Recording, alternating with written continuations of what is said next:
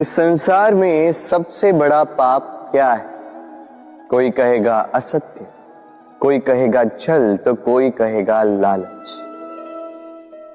नहीं, संसार में सबसे बड़ा पाप है नारी का असम्मान, नारी का मान भंग करना। क्योंकि ये अपराध केवल नारी के शरीर को ही नहीं, उसके मन और उसके आत्मा पर भी प्रहार करती है। फिर प्रश्न ये उठते हैं कि जिसने भी ये अपराध किया है उसे दंड क्या दिया जाए।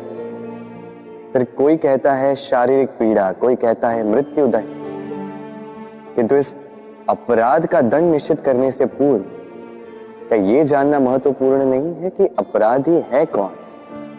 अब आप कहेंगे कि सरल सी बात है, वही पुरुष जिसने स्त्री का मान भंग किया। किंतु क्या ये पूर्णतः सत्य है? क्या स्वयं के अपमान के लिए, स्वयं के सम्मान को खोने के लिए कभी कभी नारी स्वयं उत्तरदायी नहीं हो सकती?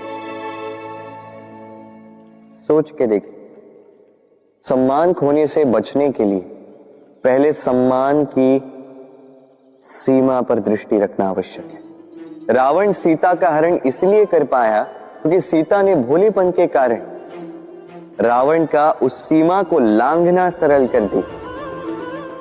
किंतु अशोक वाटिका में उसी सीता को रावण स्पर्श तक नहीं कर पाया क्योंकि उसने रावण और उसके मध्य में तिनके की एक छोटी सी दीवार बना दी थी। जीवन में ना कहना सीखें। यदि कोई आपके सम्मान की सीमा को पार करने का प्रयास करे तो उसे वही रोकना सीखें।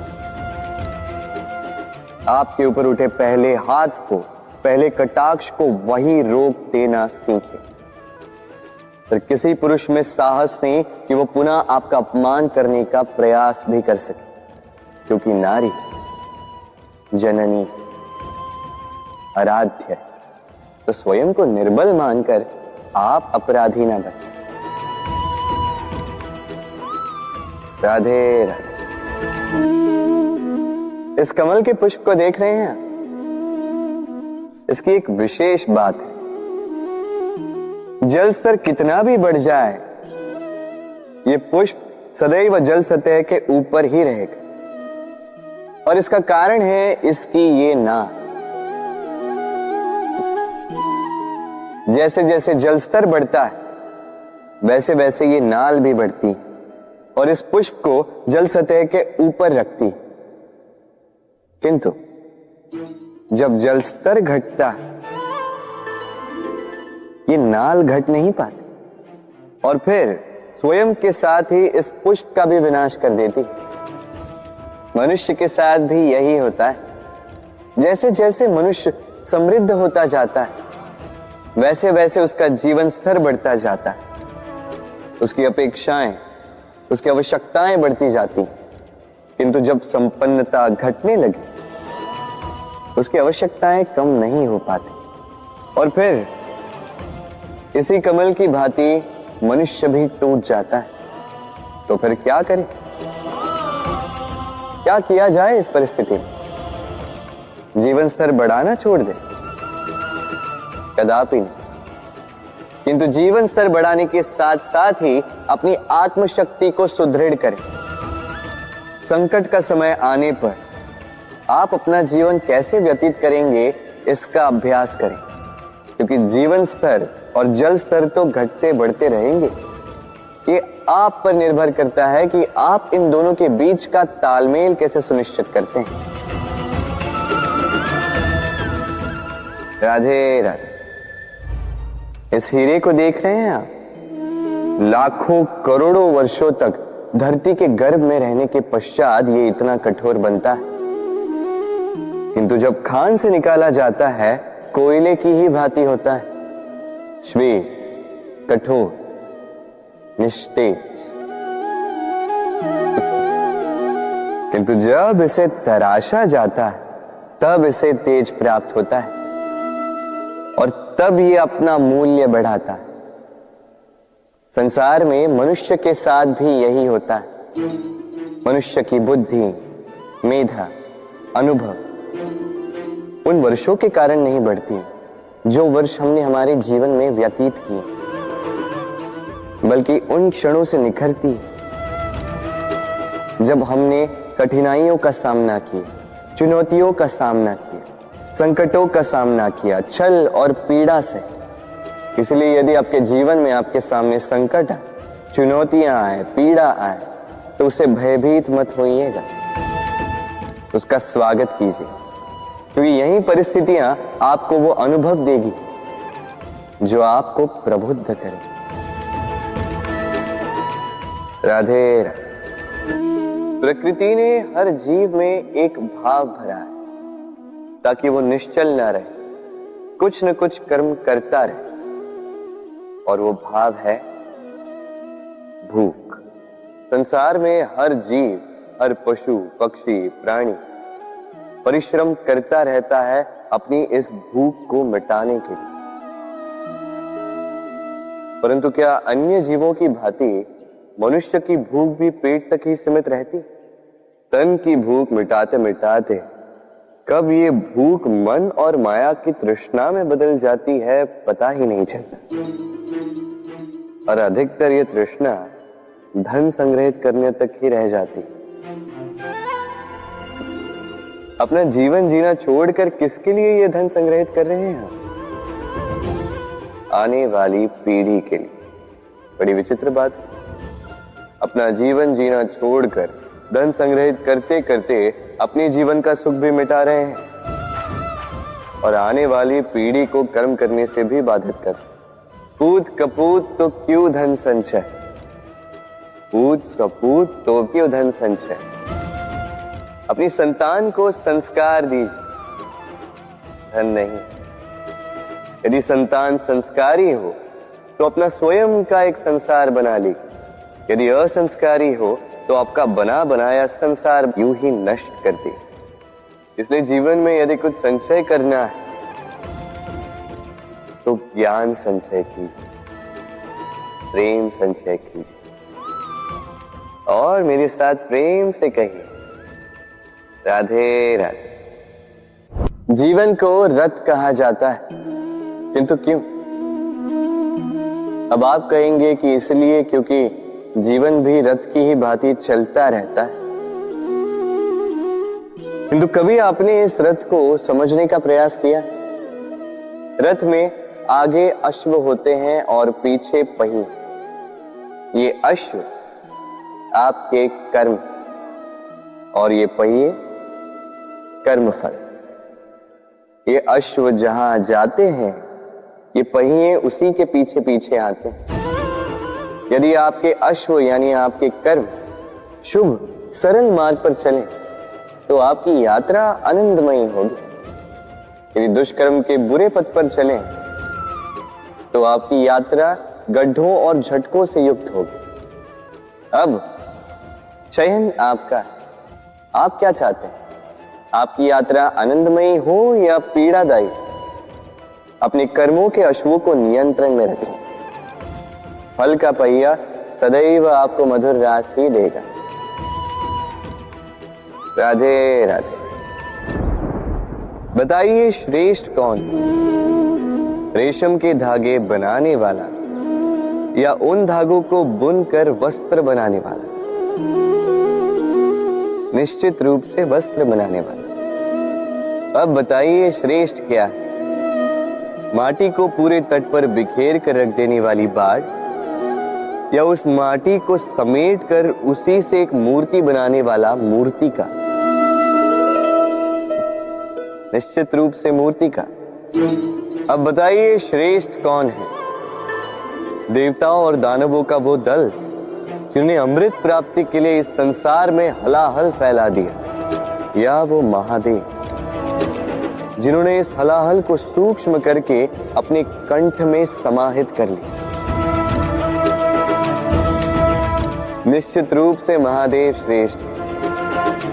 इसी प्रकार संसार में छोटी छोटी बातों को बड़ा करने वाले श्रेष्ठ नहीं होते, क्योंकि छोटी छोटी नोकझोंकों को द्वंद्व में परिवर्तित करना बड़ा ही सरल है। किंतु श्रेष्ठ सदैव वो होता है जो बड़े से बड़े युद्ध को समझौता बनाकर समाप्त कर दे। राधे राधे। संसार में सबसे कठिन कार्य क्या है? कोई कहेगा पर्वत पर चढ़ना, कोई कहेगा तैरना, कोई कहेगा उड़ना। किंतु क्या ये वास्तव में कठिन है? असल में देखा जाए तो बस ये थोड़े भिन्न है। जो कर्म हमारे लिए करना थोड़े भिन्न हो, हम उसे कठिन समझ लेते। जैसे तैरने की कला भिन्न है।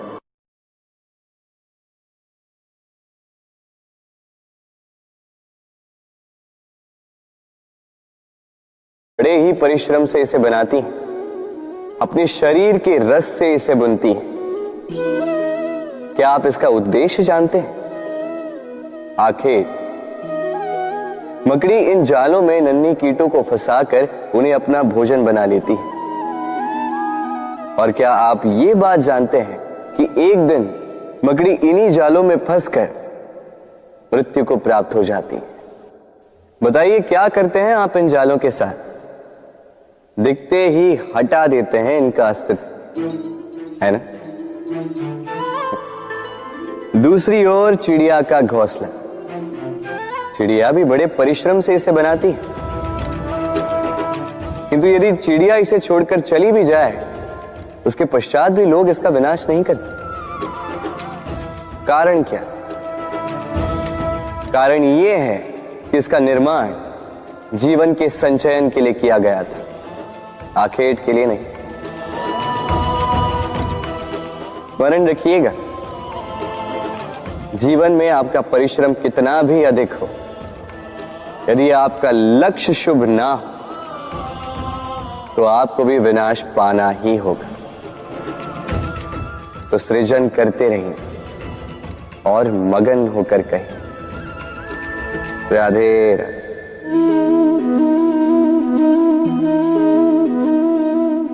आपके विचार से मैं क्या कर रहा हूं? आप कहेंगे मैं दीपक जला रहा हूं। सही, किंतु प्रश्न ये उठता है कि क्या मैंने आपसे कहा कि ये दीपक है? नहीं। क्या इस दीपक ने स्वयं अपना परिचय आपको दिया? नहीं। फिर आपने कैसे जाना कि ये दीपक है? उत्तर है प्रकाश, जो स्वयं जलकर अंधकार में संसार को राह दिखाए, वो दीपक है। जो निराशा में आशा की ज्योत दिखाए, वो दीपक है। दूसरी ओर सर्प है, जो दिखे नहीं, बस फुफकार दे तो लोग भयभीत हो जाते हैं। अर्थात व्यक्ति का परिचय उसके कर्मों से मिलता है। इसलिए आपको ये बताने की आवश्यकता नहीं कि आप कौन हैं। ये आपके कर्म ही निश्चित करेंगे कि लोग आपसे दीपक समझकर प्रेम करेंगे या सर्प समझकर भयभीत रहेंगे। राधे राधे। समय कितना विचित्र होता है। समय हमारे साथ हो तो हम स्वयं को राजा मान लेते हैं। वही समय यदि विरुद्ध हो जाए तो रंक बनने में समय नहीं लगता। इसलिए मनुष्य की एक आदत होती है, बुरे समय के लिए कुछ बचा कर रखता है। संबंधी, मित्र बुरे समय में साथ छोड़ देते हैं। यश, मान बुरे समय में चला जाता है। तो व्यक्ति सोचता है क्यों ना धन संचय कर। धन का तो कोई मन नहीं होता जो समय आने पर बदल जाए। संसार कहता है कि धन का संचयन करते रहो, बुरे समय में काम आएगा ही। मैं कहता हूं शुभ कर्म करते रहो, आनंदित रहो, स्वयं पर और ईश्वर पर विश्वास रखो, बुरा समय कभी आएगा ही नहीं।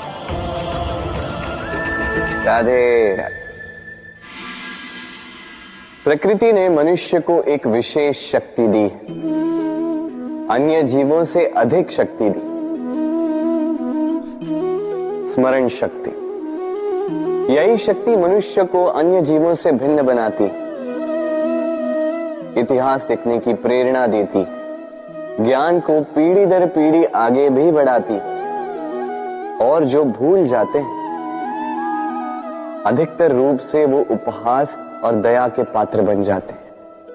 परंतु क्या यही पूर्णतः सत्य है? नहीं।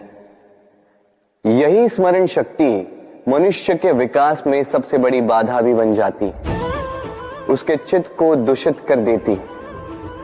बुरे अनुभव, किसी का दिया गया धोखा, किसी का किया गया कटाक्ष मनुष्य भुला नहीं पाता और फिर लग जाता है प्रतिकार में। पहले समय नष्ट करता है प्रतिकार की तैयारी में, फिर समय नष्ट करता है प्रतिकार का अवसर ढूंढने में। यदि संतोष पाना है, यदि जीवन में आनंद पाना है, तो स्मरण शक्ति का सदुपयोग कीजिए। अपनी स्मरण शक्ति को केंद्रित कीजिए केवल अच्छी बातों और अच्छी यादों की ओर। जीवन में प्रसन्नता आए। राधे राधे। मनुष्य अपने परिवार के लिए क्या कुछ नहीं करता, दिन रात परिश्रम करता है ताकि अपने परिवार की आवश्यकता पूर्ति के लिए धन कमा सके। परंतु क्या केवल धन कमाना पर्याप्त है? आप कहेंगे हां, क्यों नहीं। धन से सब कुछ मिलता है, विद्या मिलती है, घर मिलता है, औषधि मिलती है, क्या कुछ नहीं मिलता।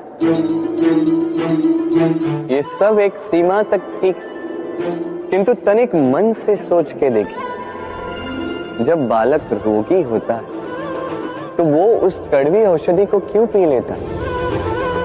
इसलिए क्योंकि उसके पिता ने उस औषधि को धन से खरीदा? नहीं, बल्कि इसलिए क्योंकि उसके सामने खड़ा उसका पिता, उसे उन पर विश्वास है। विश्वास है कि वो उसे कुछ नहीं होने देंगे। ये विश्वास, ये संस्कार, ये सीख कभी धन से नहीं मिलती। ये मिलती है उस समय से जो माता पिता ने अपने संतान के साथ बिताया। इसलिए जीवन में धन अवश्य कमाई, किंतु अपने परिवार को भी समय दीजिए, प्रसन्नता मिलेगी। राधे राधे। मुझे बताइए, इस दीवार को तोड़ने का क्या लाभ है? यदि किसी संबंध में संदेह घर कर लेता है तो आए दिन शत्रुता की स्थिति बनी रहती है। कल कोई और कारण बन सकता है इस दीवार के पुनः बनने का। तो क्या पुनः इस दीवार को बनाएंगे काका? संबंध की पवित्रता वैसी होनी चाहिए जैसे एक माता और संतान के प्रेम में होती है, निश्चल, निर्दोष। कि बात केवल रूठने मनाने तक ही सीमित रहे।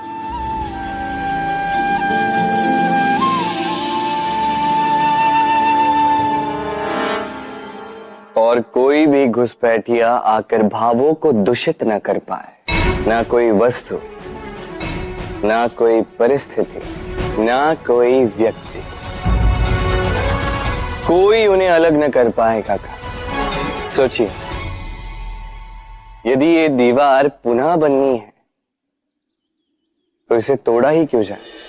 यदि मन में एक अटूट संबंध स्थापित करने का दृढ़ निश्चय ही ना हो तो क्यों तोड़े इस दीवार को? बताइए, है विश्वास? है अटूट विश्वास कि ये संबंध कभी ना टूटेगा? यदि है तो तोड़ दीजिए इस दीवार को, अन्यथा पति पत्नी का संबंध सबसे बड़ा संबंध माना जाता है और है भी। सप्तपदी लेकर 7 जन्मों तक दोनों एक दूसरे के साथ जुड़ जाते हैं, एक दूसरे के अर्धांग बन जाते हैं। अर्धांग अर्थात अर्ध अंग। क्या इसका महत्व आप समझ पा रहे हैं? अपना समस्त जीवन किसी के साथ बांटना। किंतु क्या संसार के सारे पति पत्नी एक दूसरे के साथ अपना समस्त जीवन बांट सकते हैं? क्या इसमें सभी सक्षम रह पाए हैं? अपना जीवन किसी और के साथ बांटने के लिए सबसे महत्वपूर्ण बात है स्वीकृति, स्वीकार करना। सामने वाले व्यक्ति को स्वीकार करना, उसकी अच्छाइयां भी, उसकी बुराइयां भी।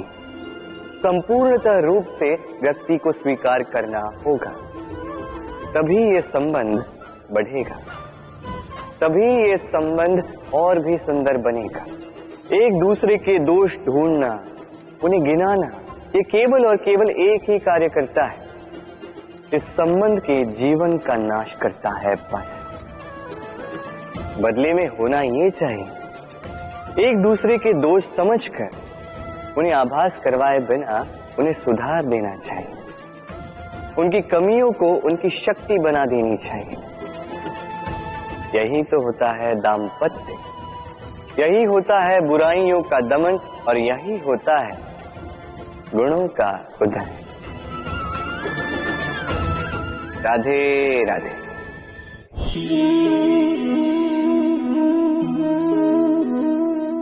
कंकड़ इतना छोटा सा कि उंगली पर आ जाए, किंतु सोचिए यदि यही कंकड़ आंख में लग जाए तो कितनी बड़ी समस्या बन जाता है। अब सोचिए ये कंकड़ आपके मार्ग में है, आप पादुकाएं पहनकर बड़ी सरलता से आगे निकल जा सकते हैं, किंतु यदि यही कंकड़ आपके पांव और पादुकाओं के बीच फंस जाए तो आप ठीक से चल नहीं पाएंगे, भले ही वो मार्ग पुष्पों से भरा क्यों ना हो। अर्थात आप बाहर की समस्याओं से, उन चुनौतियों से लड़ सकते हैं, भीतर की नहीं।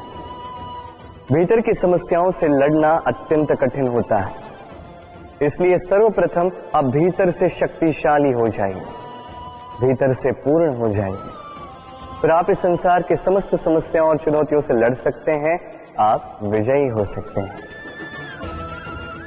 राधे राधे। प्रेम, ये प्रेम इस संसार में किसे नहीं भाता, हर किसी ने प्रेम का अनुभव किया ही, हर कोई जानता है ये प्रेम कितना सुंदर है, क्यों ना?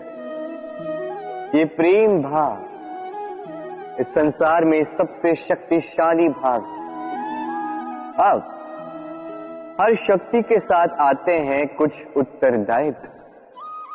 अब जैसे ही ये उत्तरदायित्व तो हमारे जीवन में आते हैं, हम सर्वप्रथम प्रेम को भूल जाते हैं, फिर हमें ये प्रेम, ये बोझ लगने लगता है। किंतु इस संसार का सत्य तो यही, हर प्रसन्नता के साथ उत्तरदायित्व आएंगे जिसका पालन हमें करना ही होगा। अब यदि मैं आपको उदाहरण दूं, आपके बगीचे में आप चाहते हैं कि एक सुंदर सा पुष्पों से भरा हुआ वृक्ष आए, तो सर्वप्रथम उसके लिए आपको जल और धूप का आयोजन करना होगा, उसके जड़ों पर दीमक ना लगे ये आपको सुनिश्चित करना होगा, उसके आसपास उगी खरपतवार वो आपको हटानी होगी, उसी के पश्चात तो आपके उस बगीचे में वो सुंदर पुष्पों से भरा वृक्ष आएगा। क्यों? इसी प्रकार होता है प्रेम भी। सर्वप्रथम आपको इसमें समर्पण का खाद जल डालना होगा, अविश्वास और संदेह, इसकी खरपतवार आपको हटानी होगी, और विश्वास की ये जड़ें कभी न दुर्बल पड़े ये आपको सुनिश्चित करना होगा। उसी के पश्चात प्रेम का वास्तविक सुख आप अनुभव कर पाएंगे। राधे राधे। प्रेम, प्रेम क्या है सभी जानते हैं।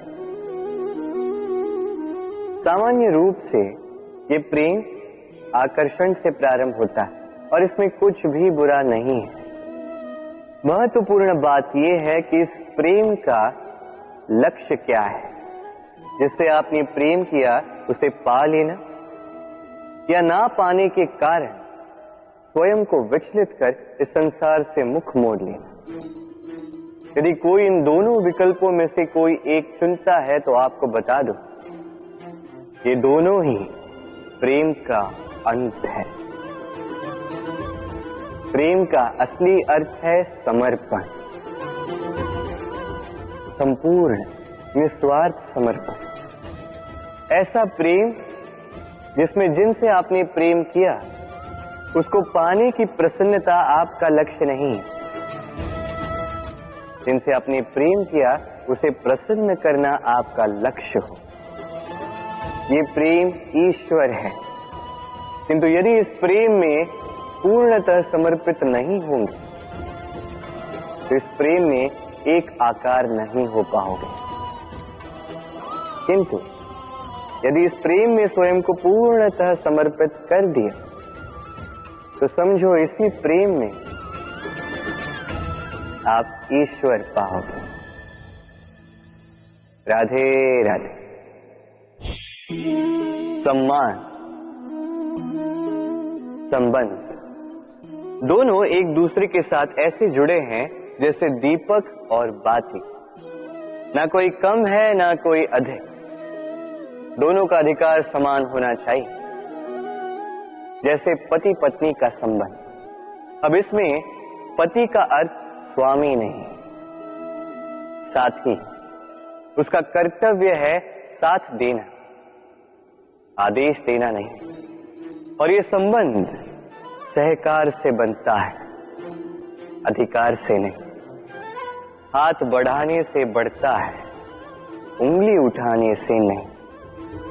यदि इस संबंध में एक दूसरे का मान रखोगे, एक दूसरे का सम्मान करोगे, तभी ये संबंध बढ़ेगा, तभी ये संबंध अभिमान योग्य बनेगा। राधे राधे। सूर्य की किरणें कितनी दिव्य होती हैं ना। प्रतीत ही नहीं होता कि ये सूर्य रात्र भर अंधकार से जूझ रहा था। ये सूर्य प्रतिदिन उदित होता है, ये भुलाकर कि पिछली सांझ में ये डूब गया था।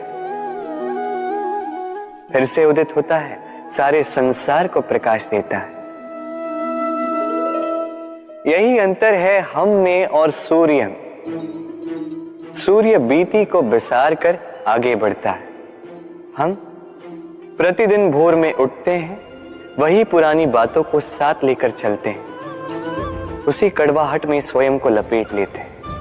अब यही बीती बातों की श्रृंखला हमें जीवन में आगे बढ़ने ही नहीं देती। देखिए, यही जीवन है।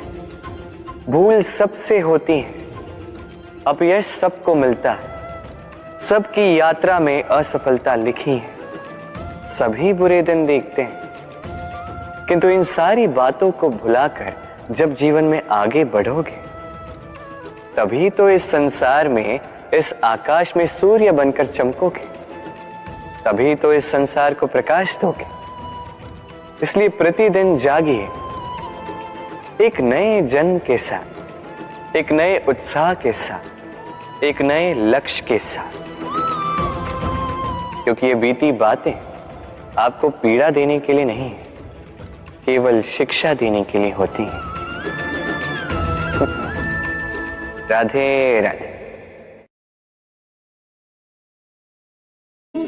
नवरात्रि का पर्व आरंभ हो चुका है और ये पर्व अत्यंत भव्य है, क्योंकि ये पर्व जगत माता से जुड़ा है। मां कितना छोटा सा शब्द है, किंतु ठीक से देखो तो समस्त संसार इसी शब्द में समा है। मां जो अपनी संतान के लिए हर संभव प्रयास करती है, कुछ भी करने के लिए सज्ज रहती है। मां जिसका सबसे बड़ा गुण निश्चलता, मन में ना कोई पूर्वाग्रह, ना कोई भेदभाव, ना कोई छल कपट, और इतनी भोली होती है मां। संतान भले ही झूठा रो दे, मां को लगता है कि कदाचित वास्तव में भूख लगी होगी। मां चाहे जन्म देने वाली हो चाहे पालने वाली, स्वयं ये स्वर्ग हमें माँ के चरणों के नीचे ही प्राप्त होता है। इसी माँ को हमारा शत शत प्रणाम। राधे राधे। सहनशीलता माँ का दूसरा सबसे बड़ा गुण। कहते हैं कि धरती से अधिक सहनशील और कोई नहीं। उसे खोदने के पश्चात भी धरती हमें फसल देती है, किंतु माँ, ये माँ धरती से कम सहनशील नहीं। तनिक सोचिए, 9 माह तक संतान को अपनी कोख में रखना, क्या ये सहनशीलता कोई पुरुष दिखा सकता? क्या ये सहनशीलता कोई पिता दिखा सकता है? स्त्री में शील भले, सहनशीलता की परिभाषा उसे मां बनने के पश्चात प्राप्त होती है। स्वयं का अस्तित्व भुलाकर संतान का अस्तित्व बनाती है।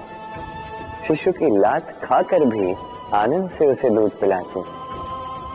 ये होती है मां। और इसी मां जननी को हमारा शत शत प्रणाम। राधे राधे।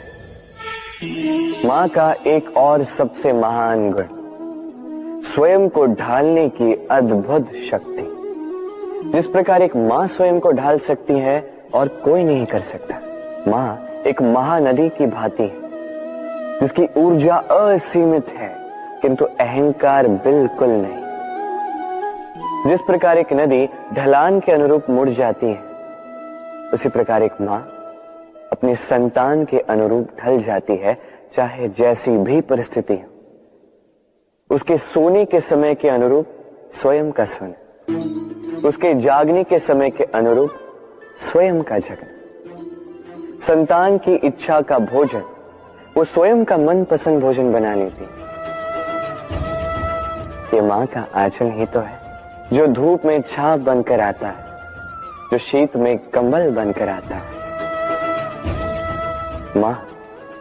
मां ऐसी होती है कि संतान की निद्रा ना टूटे, इसलिए एक करवट सोने का अभ्यास कर लेती, और इतना स्वयं को केवल वही ढाल सकती है जो संतान की ढाल बन सकती। इसी मां को हमारा शत शत नमन। राधे राधे। मां के 2 और सबसे महान गुण, साहस और संबल। साहस ये कि वो अपने संतान के लिए कुछ भी कर सकती, और संबल ये कि वो अपनी संतान को कभी टूटने बिखरने नहीं देगी। तनिक सोचिए, जब भी आपको चोट लगती है, चीख से पूर्व मां का नाम मुख में क्यों आता है? तनिक सोचिए, जब आपको बल की आवश्यकता होती है, साहस की आवश्यकता होती है, आगे आप अपना मार्ग देख रहे हैं जो अत्यंत कठिन प्रतीत हो रहा है, तब मुख से मां की ही शपथ क्यों निकलती? क्योंकि मां ही है जो हमें साहस देती है, मां ही है जो हमें सहारा देती है। मां जानती है कैसे हमारी उंगली पकड़ के हमें चलना सिखाना है। मां ये भी जानती है कि कैसे कान पकड़ के हमें उचित मार्ग पर लाना है। इसी साहसी मां को हमारा शत शत नमन। राधे राधे। कभी आपने सुना है, हिरणी सिंह से बचने के स्थान पर उससे जाके लड़ पड़ी। हिरणी ने सिंह पर आक्रमण कर दिया। कभी सुना है? कभी नहीं। किंतु ऐसा हो सकता है, ऐसा होता भी है, और ये होता तब है जब हिरणी के शावक संकट में हो।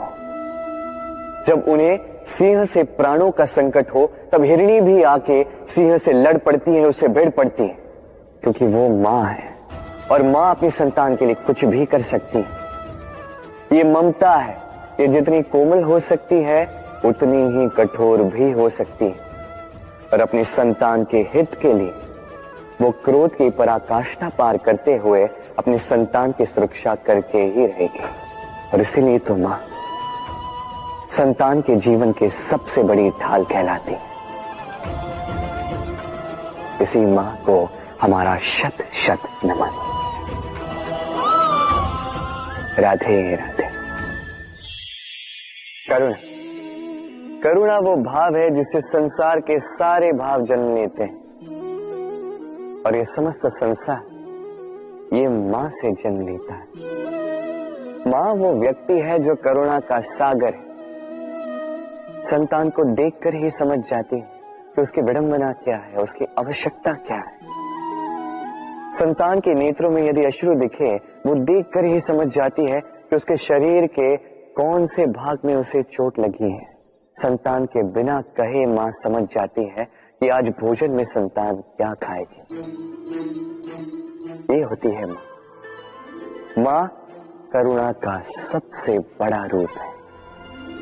और आज के युग में मनुष्य जो है, थोड़ा भी आगे क्यों ना निकल जाए, मां को तो पीछे ही छोड़ देता, मां को भूल ही जाता है। ये भूल आप कभी ना करें, कभी ना करें, क्योंकि मां वो करुणा है जो यदि आपके जीवन से चली गई, उसके पश्चात आप जीवन अवश्य जिएंगे, किंतु कभी जीवन जी नहीं पाएंगे।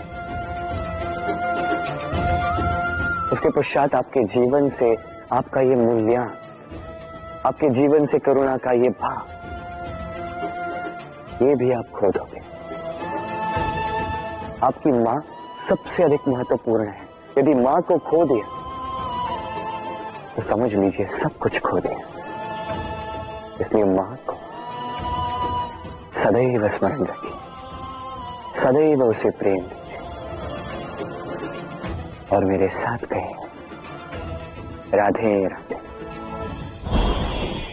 आज विजयदशमी, वो दिन है जब श्री राम ने रावण का वध किया। वो दिन है जब श्री राम ने लंका पर विजय प्राप्त की। लोग कहते हैं कि ये अच्छाई की बुराई पर विजय का प्रतीक है। इसे देखने का एक और रूप भी है। जी हां, ये प्रेम के विजय का भी प्रतीक है। ये परिवार के विजय का भी प्रतीक है। आपको तो ज्ञात होगा ही कि रावण महाज्ञानी था, महाशक्तिशाली था, महादेव का परम भक्त था रावण। अब जो व्यक्ति कैलाश पर्वत उठा सकता था, वो व्यक्ति स्वयं एक कटे हुए वृक्ष की भांति श्री राम के चरणों में गिरा हुआ था। क्यों? क्योंकि राम के साथ लक्ष्मण था, वही रावण के साथ विभीषण भी नहीं था। एक और परिवार में बढ़ता प्रेम था, तो दूसरी ओर परिवार में बढ़ती दरार। स्मरण रखिए, यदि संसार पर विजय प्राप्त करनी है तो सर्वप्रथम परिवार में प्रेम बनाए रखना होगा। परिवार में केवल प्रेम बढ़ाइए, द्वेष कभी नहीं। आप सदैव सुखी रहेंगे और जीवन की हर बाधा पर आप विजय प्राप्त करें। राधे राधे। देखिए, कल जो आने वाला है उसके लिए आज को व्यर्थ करना अनुचित है। हमें इस प्रकृति से यही सोच, यही सीख पानी चाहिए। आज का ये क्षण ये कल नहीं आएगा, और कल जो क्षण आने वाला है वो आज को किसी भी प्रकार से प्रभावित नहीं करता। बस इसी सीख को ध्यान में रखते हुए आप सभी निश्चिंत रहिए। जीवन क्या है? ये जीवन हम जन्म लेते हैं, बड़े होते हैं, हमारे माँ बाप हमें पालते हैं, फिर उनके धन से हमारा बालपन बीतता, फिर हम बड़े होते हैं, हम विवाह कर लेते हैं, हमारी संतानें होती, हम उनको पालते हैं, फिर हम वृद्ध हो जाते हैं और एक दिन इस संसार से चले जाते हैं। क्या यही जीवन है? आता होगा ये प्रश्न मन में कई बार, है ना? अब तनिक जल की यात्रा देखिए। सागर से भाप बनकर उठता है, मेघ बनकर बरसता है, फिर नदी बनकर पुनः सागर में समावेश करता है। तो कभी ये प्रश्न नहीं करता कि उसका जीवन क्या है, उसका उद्देश्य क्या है। हर भाव जीता है और दूसरों के लिए जितना बन सके देता जाता। जब सागर में होता है तो असंख्य जल जीवों को जीवन देता है। जब सागर से भाप बनकर मेघ बनता है तो किसानों को आशा देता है कि फसल पुनः उपजेगी। जब वर्षा बनकर बरसता है तो इस सूखी प्यासी धरा को सींचता है। और जब नदी में होता है तो किनारों पर वनस्पतियों को जन्म देता है। तो सोचिए, क्या जल कभी ये सोचता होगा कि उसका जीवन क्या है, उसके जीवन का उद्देश्य क्या है? नहीं, वो बस अपना धर्म करता जाता है और जितना हो सके सबको आनंद देता जाता है। इसलिए जीवन में कभी ये प्रश्न मत कीजिएगा कि ये जीवन क्या है, इस जीवन का उद्देश्य क्या है। बस इस जीवन को जिए और जितना हो सके उतना सबको आनंद दे। मन प्रसन्न होकर बोलेगा राधे राधे। कभी वर्षा के कारण बने कीचड़ से होकर आप अपने घर गए? पादुका पहनने के कारण आप उस कीचड़ से तो बच जाते, किंतु उन पादुकाओं द्वारा उड़ने वाली कीचड़ की बूंदें आपके वस्त्रों को मैला कर ही देती। किंतु फिर भी उन बूंदों से आपके वस्त्र मैले हो जाएंगे, इस कारण से आप पादुका पहनना तो नहीं छोड़ते। इसी प्रकार जीवन में कुछ ऐसे लोग भी आते हैं पादुका की भांति, जो आपको कीचड़ से तो बचा लेते हैं, किंतु वस्त्र रूपी आपके मन पर शंका के दाग लगा ही जाते हैं। इन लोगों के कारण से मन को खिन्न करने की आवश्यकता नहीं है। आवश्यक है ये सोचना कि आपको आपके पांव कीचड़ से बचाने या आपके वस्त्र। जीवन में गंभीर होना अच्छी बात है, किंतु हर बात को यदि गंभीरता से लेने लगोगे तो जीवन का आनंद समाप्त हो जाएगा। ये संसार अनित्य है, यहां पे ऐसा कुछ भी नहीं जो सदा के लिए जीवित रहेगा। तो जब तक ये जीवन है, संतोष और आनंद से जिए। स्वयं पर छिटकने वाले कीचड़ पर ध्यान ना दें, बस आनंद बांटते रहें। मन प्रसन्न होकर बोले राधे राधे। व्यक्ति को जब अपने प्रेम को खो देने का भय होता है तो वो अपने प्रेम को इतने कस के पकड़ कर रखता है कि प्रेम को ही पीड़ा होने लगती है। प्रेम पा तो लेता है, किंतु उसे कैसे सहेजना है ये जब उसे नहीं समझ आता, तब वो उस प्रेम पर स्वामित्व पाने का प्रयास करता है और यहीं जन्म लेती है असुरक्षा की ये भावना, ईर्ष्या। जब एक लंबे वियोग के पश्चात दो प्रेमी एक दूसरे से पुनः मिलते हैं तो सबसे पहला भाव जो उनके मन में आता है वो ये कि कैसे एक क्षण के लिए भी अपने प्रेमी को स्वयं से दूर न जाने दो, कैसे अपने जीवन का एक एक क्षण अपने प्रेमी के साथ बिता। प्रयास ये रहता है दाऊ, इन दो प्रेमियों के मध्य में कोई भी ना आ पाए, और जब ये नहीं हो पाता तब जागती है ईर्ष्या।